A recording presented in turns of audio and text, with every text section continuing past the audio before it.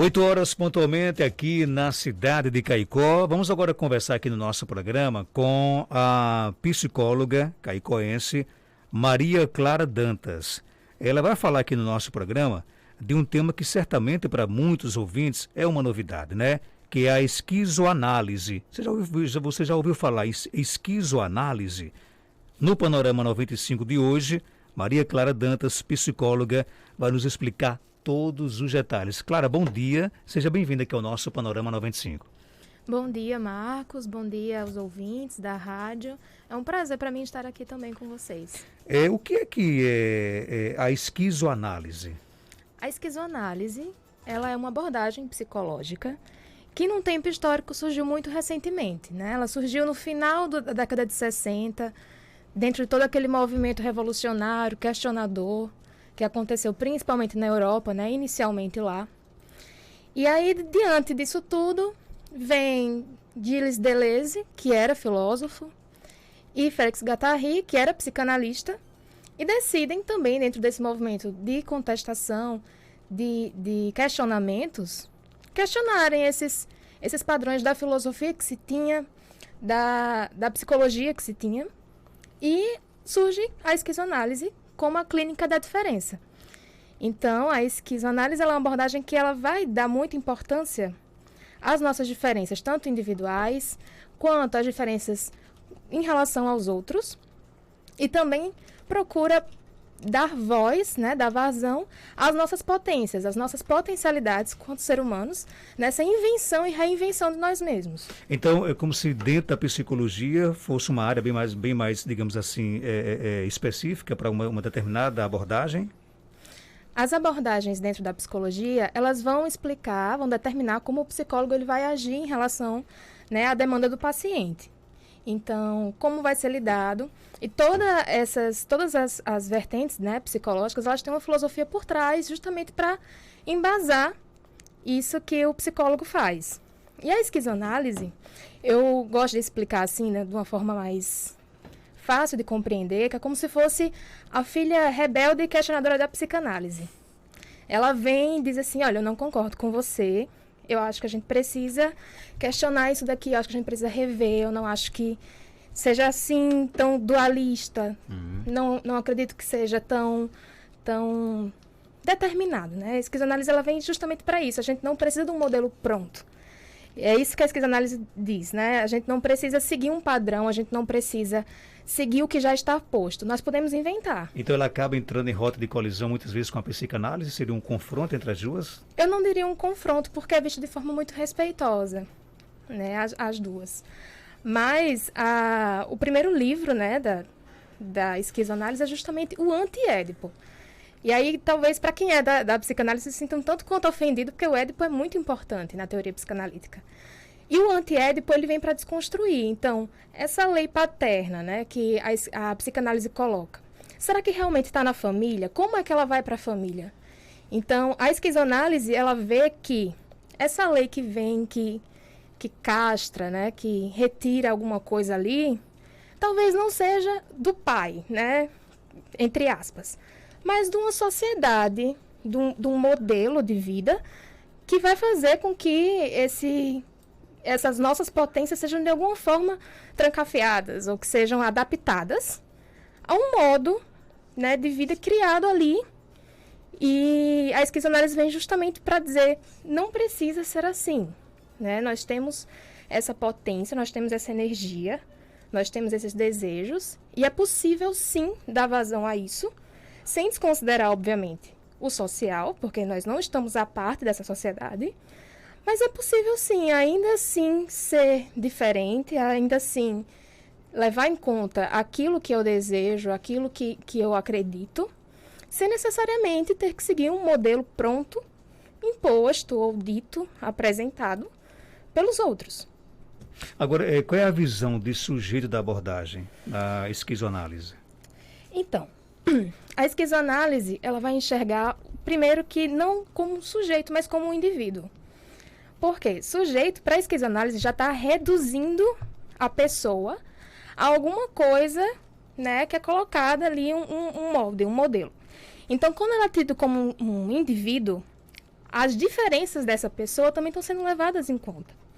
Ela não é só um sujeito, ela é um indivíduo com suas múltiplas especificidades, né?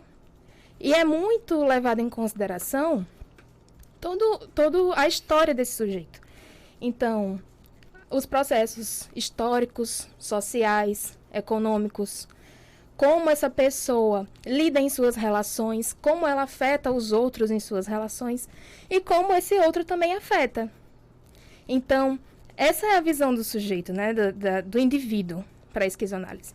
Como uma máquina potente de produção de desejos e de possíveis vários, que está ali, né, latente, está pedindo ali para aparecer de alguma forma e que é possível.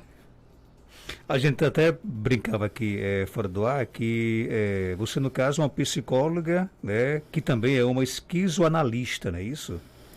Isso, estou em formação com a esquizoanálise, porque assim como a psicanálise, né, é uma formação para a vida inteira. Nós temos que continuar questionando, pesquisando, lendo, principalmente em momentos atuais como o nosso, onde tudo muda muito rápido.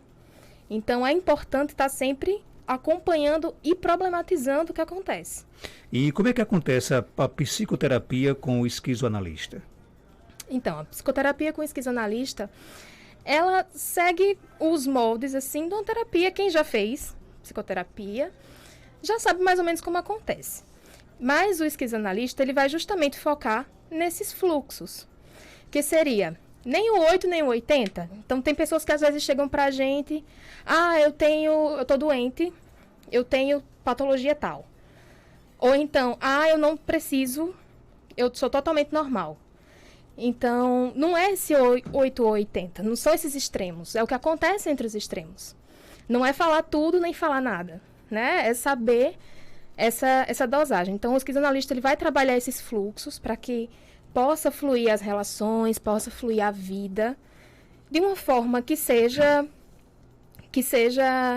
dê vazão a essas potências, né, esses desejos, mas que também não vá contra isso, não seja muito bruto, né, vamos dizer assim, contra a sociedade. E aí também vem esse fator da potência mesmo, mas potência de quê? Potência desse poder mesmo, se desconstruir para se reconstruir frente às situações, frente às relações. Então, poder criar maneiras de estar ali em contato com o outro. E também reconhecer essas diferenças, que é uma coisa muito importante. A gente saber se diferenciar do outro é muito importante. Porque quando a gente não se diferencia do outro, aquilo que vem, que parte, né, aquele desejo que a gente acha que entende do outro, ele nos afeta de forma muito bruta, de forma muito, muito violenta, às vezes. E aí vai fazendo com que a gente perca a nossa essência, ou limite as nossas potências, porque a potência nunca é perdida. Então, o esquizoanalista, ele vai ajudar justamente nisso, a reconhecer essas potências, a trabalhar, né, essas potencialidades dentro das relações, dentro dos meios, com os afetamentos, para que seja, né, a vida flua de uma maneira mais leve e mais suportável para a pessoa, lidando justamente com isso que vem, que incomoda, e sempre tratando das diferenças. Para quem é a esquizoanálise? Qual o público que a esquizoanálise ela consegue atender? Então, a esquizoanálise é para todo mundo. Muitas vezes a gente pensa, esquizoanálise deve ser para o pessoal que tem esquizofrenia. Eu achava isso, inclusive. Mas é comum que se pense, né? Mas o prefixo esquizo só remete mesmo a essa questão da diferença, né? Tanto do outro como de nós mesmos. O que é possível que eu faça diferente na minha vida. Então, a esquizoanálise é para todo mundo. Crianças, adolescentes, adultos, idosos. Todo mundo que esteja disposto a se questionar e a inventar a si mesmo. No momento da sua vida, seja ele qual for. Vou trazer aqui um exemplo aqui da nossa ouvinte, que mandou aqui uma mensagem aqui no WhatsApp, ver se realmente cabe aí um pouco dessa questão da esquizoanálise. Ela diz o seguinte, olha, eu acho que sou assim, não consigo me libertar de 43 anos de um marido que sente prazer em me trair de todas as formas. No caso específico do nosso ouvinte aqui, ela diz que vive uma relação de traição há mais de 40 anos, daí não consegue se libertar disso. A esquizoanálise, ela teria um benefício na vida dela? Sim, com certeza. Dentro da terapia esquizoanalítica, né, da psicoterapia, das psicoterapias no geral, mas vamos falar aqui da esquizoanálise. Essa pessoa seria convidada a pensar o que é que está, né, mantendo ela nesse relacionamento e o que é possível fazer quando identificado, o que é que eu posso fazer em relação a isso.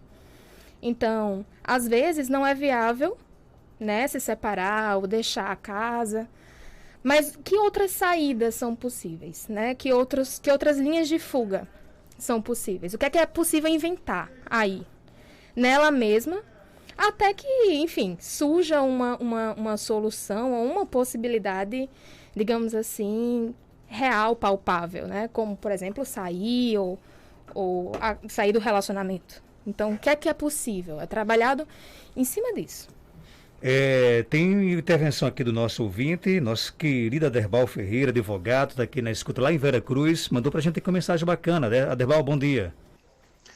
Bom dia, amigo. Quero parabenizar por essa entrevista com a psicóloga, viu? Muito boa. Eu sou portador de 2 transtornos mentais, esquizoafetivo, e radicalizei, não tomo mais medicação porque tive 2 problemas sérios com quetiapina e com outra medicação pesada. Todas essas medicações que criaram de 84 para cá, que chamam de ansiolíticos para depressão, para essas coisas, segundo grandes estudiosos do mundo, uma estudiosa de Londres, ela disse que não serve. Eu digo que eu tomava, cheguei a tomar 17 comprimidos por dia e tinha alucinação, tinha delírio, né? Então, eu estou fazendo psicologia na UNP agora, já vou para o 2º período, porque estou entendendo meus bodes agora. Eu queria só colocar, só que é uma boa. Parabéns. Um abraço, Aderbal. E aí? Essa questão da medicação é uma questão bem polêmica, né? Que a gente, na psicologia, no geral, a gente trata. Então, a esquizoanálise vai dizer que existem outras vias, obviamente. Se uma pessoa está ali em um sofrimento extremo e não é possível aplicar outras vias de tratamento, pode-se recorrer à medicação. Mas a medicação não é vista como a única solução, como a única saída. Então, o que é que pode ser criado? E aí, até os criadores da própria esquizoanálise, né, o Guattari, que era psicólogo, ele vai trabalhar numa clínica de pessoas, né, que têm questões várias, né, mentais, e ele encontra um grupo de pessoas que têm esquizofrenia e propõe mudar a rotina dessas pessoas. Então, ao invés de tomar só remédio, ficar dentro do quarto, vamos fazer passeios ao ar livre, vamos investir em jardinagem, vamos mudar a rotina dessas pessoas. Então, investir nessa diferença que trouxe resultados muito positivos para essas pessoas, como controle de sintomas, enfim. Mas não é... A esquizoanálise vai dizer que justamente não é retirar, não é usar a medicação só para... isso aqui não vai acontecer. É saber lidar com o que acontece. Então, essa questão da medicação realmente é uma coisa assim, polêmica, um tanto quanto delicada, mas muito interessante o que ele trouxe. E que mostra pra gente que nem sempre a medicação é o que vai resolver, né? Como a gente às vezes imagina, que a medicação que vai resolver definitivamente é o que vai atuar em cima do problema. A gente sabe que realmente resolve, mas e essa pessoa, como ela fica ao tomar essa medicação? Como ela se sente? Dependendo do remédio, né? Exatamente. É só medicar e pronto? E se essa pessoa se sente pronta para deixar de tomar esse remédio? E se ela está conseguindo lidar com aquilo que vem com esse sofrimento? Ou está conseguindo dar uma outra vazão a essa potência, a esse desejo, que pode ser interpretado como sendo diferente, como sendo patológico, se ela tem outras vias de lidar com isso? Então, por que continuar ou se prender somente à questão medicamentosa, né? A gente sabe que a gente vive numa sociedade muito rápida, que é tudo muito rápido. Então, o medicamento, ele vai, de fato, oferecer isso. Você vai começar a tomar, você vai ver o resultado em 1 mês, 2 meses. E a psicoterapia, a gente sabe que é um processo. Então, leva um tempo, mas vale a pena. Vale a pena. Quem começa, até tomando remédio, eu já vi casos de pessoas que foram diagnosticadas com transtornos em momentos específicos de suas vidas. E, na verdade, não era bem isso.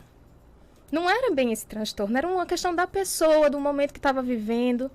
Então, é muito importante ter essa visão ampla desses indivíduos, dessas pessoas, para saber se realmente é só medicação ou tem alguma coisa que a medicação não dá conta e que seria interessante de ser investigado, de ser trabalhado. Tem pessoas que conseguem se autoconhecer através da esquizoanálise. E qual a importância desse autoconhecimento? Sim, com certeza. A esquizoanálise ela vai realmente, de fato, assim, promover esse pensamento, né? essa reflexão de si. Então, se eu entendo como eu estou agindo, se eu vou tendo um pouco mais de consciência do que acontece, eu sou capaz de desenvolver a diferença em mim mesmo. Eu crio possibilidades. Então, se eu tenho autoconhecimento, eu sou capaz de mudar a forma como eu me relaciono, como eu estou no mundo. Né? Que é, inclusive, uma coisa que é muito importante na esquizoanálise, essa não separação, né, daquilo que é psíquico, que a gente não vê, que não é palpável, daquilo que é palpável. Porque na filosofia a gente tem, né, o mundo das ideias, esse plano que é sensível, que não é sensível, quer dizer, que é essa coisa que fica, ninguém vê, mas existe. E o mundo sensível é aquilo que a gente toca, né, a vida como ela acontece. E a esquizoanálise vem dizer que não é separado. Né? Tem uma frase muito interessante de Freud, que ele fala assim, que o pensamento é um ensaio da ação. Todo mundo usa essa frase, né? Todo mundo ama essa frase. A esquizoanálise ela vai dizer que não. O pensar já é uma ação. O pensar já é um fluir, já é um fazer alguma coisa, já é um caminhar. Então, não é só o pensar, não é só um ensaio. Ela é ação, ela é força, ela é potência em si própria. Então, o autoconhecimento ele é isso, é você refletir, é você, a partir disso daí, colocar coisas em práticas. Então, sim, a esquizoanálise pode ajudar muito nisso. Que tipos para que o ouvinte possa entender melhor, que tipos de práticas cotidianas, por exemplo, a esquizoanálise, ela pode ajudar a gente a superar isso, por exemplo? Questão de ansiedade, eu queria que você ficasse bem à vontade nessa explicação. Ansiedades, dificuldades em relacionamentos, sejam eles de qual ordem for. Enfim, não tem uma... Eu diria que a esquizoanálise ela serve para tudo, assim, como praticamente todas as abordagens da psicologia, elas podem atuar em cima de qualquer uma. Cada uma vai oferecer suas visões, né? Mas podem atuar em cima de ansiedade, depressão, transtornos alimentares, enfim. É bem amplo o papel da esquizoanálise. É um universo bem vasto, né? Sim, com certeza. Tem pergunta, Geraldinho? Só uma pergunta minha mesmo, não é dos ouvintes. No caso, a psicanálise é digamos que um meio termo entre os extremos, né? E nessa relação aí, como é que a psicanálise trabalha com a família, por exemplo? Esquizoanálise. Esquizoanálise, perdão. Como é que a esquizoanálise ela vai trabalhar aí com a família em situações como essa dos ouvintes que eles propuseram aqui? Como é que é essa relação entre aquele paciente e a família? Isso aí vai depender muito da pessoa, né? A esquizoanálise, assim como a psicanálise, ela é muito subjetiva. Só que a esquizoanálise ela tem uma visão diferente de subjetividade. Então, a esquizoanálise tem que a nossa subjetividade está sendo sempre formada por aquilo que acontece, pelas nossas relações. Então, eu sou desse jeito porque a minha família era de uma forma, eu fui a uma escola que era de outra forma, fui para uma universidade onde vi isso, e isso tudo vai agregando. Estar aqui vai agregando na minha subjetividade. Então, em relação às relações familiares, depende muito do indivíduo que procura realmente a psicoterapia. Mas, por exemplo, vou dar um exemplo bem prático. Vamos dizer que você vive com a sua família, certo? E começa a ter um conflito ali entre você... Que era isso que eu queria perguntar mesmo, a questão dos conflitos. Entre você e uma outra pessoa. Aí você pensa, não, eu quero sair de casa. Eu não aguento mais. Eu preciso pegar as minhas coisas e ir embora. Mas, nesse momento, não é viável para mim pegar as minhas coisas e ir embora. Eu não tenho meios financeiros ou não tenho estabilidade ainda para fazer isso, não tenho para onde ir.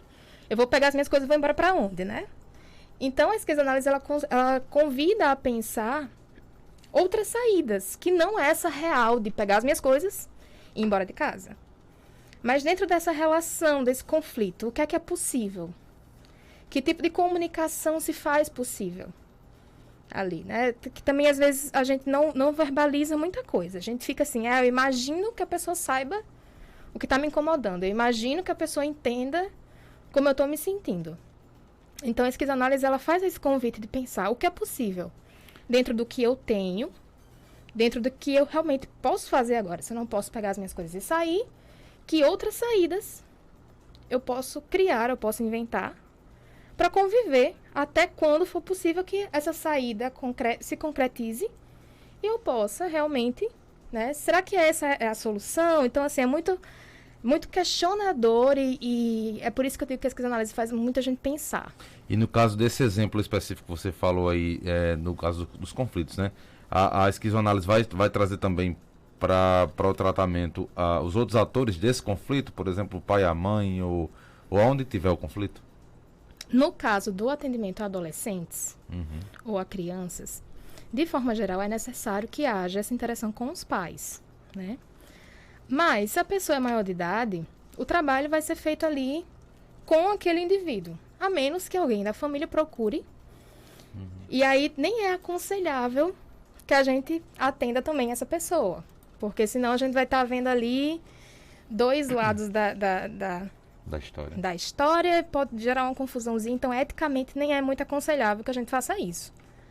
Então a gente vai trabalhar com quem procura essa ajuda. Mas no caso de crianças e adolescentes, obviamente, são feitas reuniões com os pais, obviamente, novamente, mantendo o sigilo, né? A gente não passa tudo que a pessoa disse, porque isso daí é parte da ética do profissional da psicologia, a gente não pode passar tudo, mas a gente levanta questões para esses pais, para serem pensadas, pode fazer um encaminhamento para outro profissional, de modo a melhorar a situação.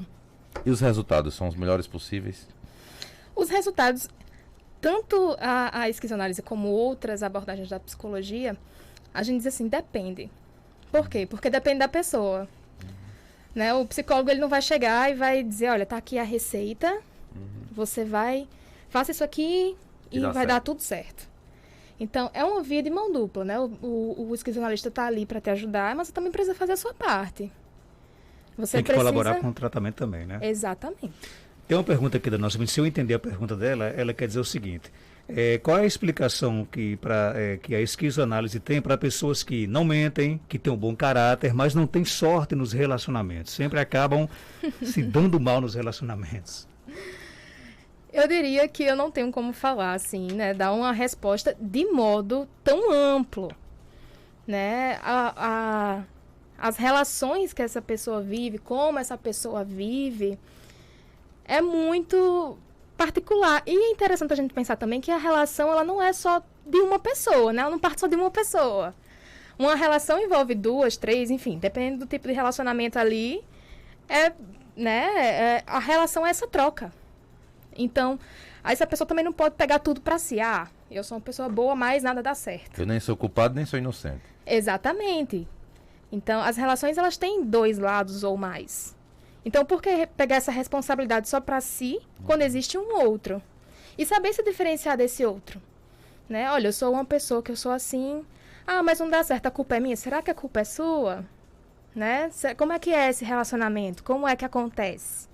Então, tudo isso é um fator de investigação e de reflexão da própria pessoa. É a transferência de culpa, né?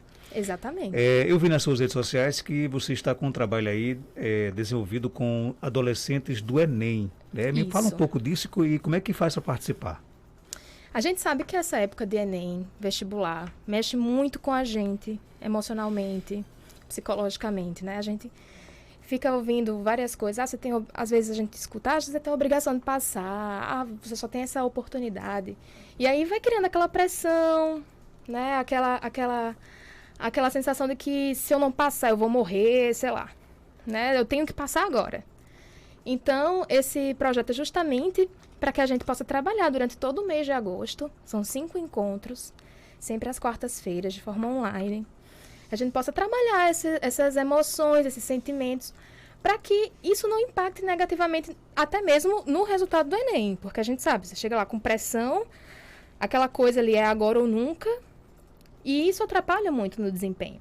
Então, a proposta do projeto é trabalhar justamente essas emoções e sentimentos de forma leve, compartilhando suas experiências, né? Porque é em grupo, então compartilhando as suas experiências com outros estudantes, né? Com a minha mediação, obviamente, trabalhando os pontos levantados. Então, por exemplo, ansiedade, pressão, vai ser vão ser momentos muito específicos, então assim, personalizados para o grupo, vamos dizer assim, porque vai ser de acordo com essas demandas grupais.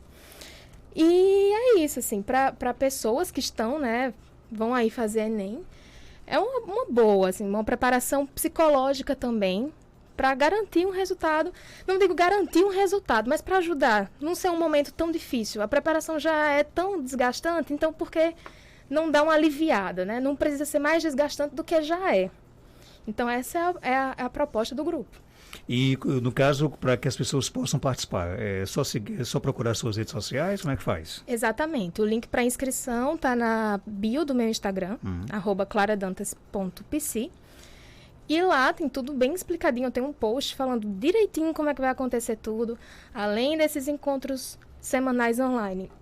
Também vai estar disponível um grupo no WhatsApp para a gente estar sempre trocando informações, experiências, dizendo como é que você está se sentindo ao longo desse mês, né, do grupo, onde o grupo vai acontecer, para justamente dar um auxíliozinho aí, porque a gente está vendo que saúde mental entre estudantes está complicado. Demais. Principalmente pós-pandemia, né? Sim. E a gente precisa dar atenção a isso também. Não é só estudar, não é só se matar de estudar, né? É necessário também parar, prestar atenção em si mesmo, nas suas emoções, seus sentimentos, como é que você está lidando com tudo, porque a cada dia que passa, a situação fica um pouquinho mais complicada para quem está nesse meio, né? A gente vem a pressão do seu concorrente está fazendo isso, estude mais, porque seu concorrente está estudando, por que você não está estudando? E interessante que as emoções fazem uma diferença imensa num processo como esse, né? Sim, sim. Mexe muito, né? O psicológico é um fator muito, muito importante em provas como o Enem, concurso público também, né? Durante a vida acadêmica, porque a gente pensa, nossa, na escola já tem essa pressão do seu concorrente isso e aquilo. Em alguns meios acadêmicos, é tão forte quanto, né? Ah, seu colega vai ser seu concorrente de profissão amanhã. E aí? Então, essa lógica da concorrência prejudica muito, né, a gente, mentalmente falando. Ok, Maria Clara Dantas, psicóloga, satisfação conhecê-la, ter a sua participação aqui hoje no nosso Panorama 95, com certeza a mamãe Fabiola Dantas está ouvindo, né? Um abraço para ela, seu pai Jason, né? Toda a sua família. Com certeza. E quem quiser conhecer mais um pouco do seu trabalho, onde é que você atende aqui em Caicó, pode ficar à vontade. Então, eu trabalho com duas modalidades de atendimento. Modalidade online e a presencial. Presencialmente, aqui em Caicó, eu atendo na clínica A Equilibrium, que fica na sala 104, lá no edifício Santana, na Otávio Lamartine, ali próximo aos Correios, a Caerne. E para agendar, é só entrar em contato comigo pelo número 99820 9858. Só repetir, 9820 9858. 9858. Isso. Ok, então, obrigado pela sua participação, viu? Eu que agradeço, foi um prazer. 8h29, conversamos aqui com Maria Clara Dantas, psicóloga.